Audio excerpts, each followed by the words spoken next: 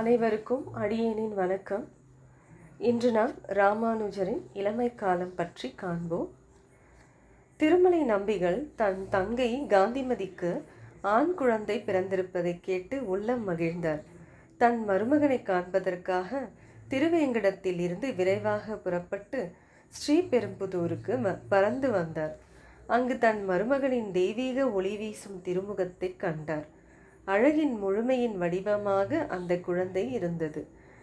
தன் மருமகனாகிய அந்த குழந்தைக்கு அவருடைய மடியில் வைத்து திருநாமம் சூட்டப்பட்டது. இளையாழ்வான் என்ற அர்த்தம் வரக்கூடிய ஸ்ரீராமானுஜர் என்னும் திருப்பெயரை தன் மருமகனுக்கு சூட்டி திருமலை நம்பிகள் மகிழ்ந்தார். வானத்தில் வளர்பிறை சந்திரன் மிகவும் அழகுடன் வளர்வதைப் போல மகான் ஸ்ரீராமானுஜர் வளர்ந்து வந்தார். கலைமகளைப் போல கலைகள் எல்லாம் அவரை தேடி ஓடி வந்து சேர்ந்தது.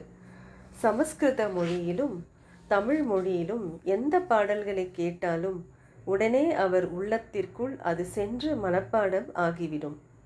அவருடைய அறிவார்த்த தன்மையும் மதிநுட்பமும் கண்டு அவரின் பெற்றோர்கள் அதிசயித்து மகிழ்ந்தார்கள். வளர்ந்து வரும் தங்கள் மகனுக்கு பருவத்தில் செய்ய வேண்டிய சடங்குகளை செய்ய விரும்பினார்கள். அவனுக்கு எழுத்தறிவித்தல், உபநயனங்கள் செய்தல் போன்ற சுப நிகழ்ச்சிகளை முறையாகவும் சிறப்புடனும் செய்து பார்த்து அந்த தம்பதிகள் மனமகிழ்ச்சி அடைந்தனர். வயது வளர வளர ஸ்ரீ ராமானுஜருக்கு உயர்ந்த தெய்வீக ஞானமும் சிறப்பாக வளர்ந்து வந்தது. கற்க வேண்டிய கல்வியை இளமை முதல் மிக நன்றாக கற்று வந்தார். அவருடைய அறிவாற்றலை கண்டு பல்வேறு சான்றோர்களும் ஞானிகளும் அவரை விரும்பினார்கள். பெரியவர்களின் தொடர்பால் இந்த மகானுக்கு பண்புள்ள இதயமும் உயர்ந்த ஞானமும் தெளிந்த அனுபவமும் கிடைத்தது.